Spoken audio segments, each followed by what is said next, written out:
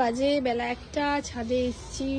মেয়ের এত জামা কাপড় কাচা হয়েছে আজকে প্রচুর। আর আমাদের ছাদটাও তোমাদের দেখাতে নিয়ে এলাম যে এত সুন্দর। আর আমার অনেকগুলো জামা কাপড় জমে গেছিলো, তো সেগুলোও কেচে, ছোট্ট ছোট্ট প্যান্ট, কত কিছু দেখো না।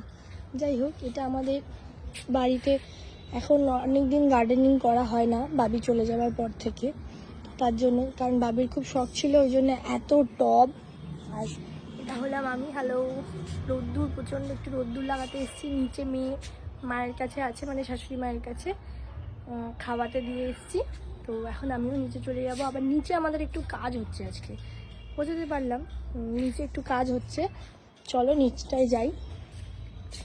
পুরো বাড়িটার একদম মানে জঘন্য অবস্থা। কেন কি এখানে আমাদের সেকেন্ড ফ্লোরে বেসিন ছিল না, তো সেটা লাগানোর কাজটাই চলছে বলে এইরকম মেস্ট আপ হয়ে রয়েছে। এই যে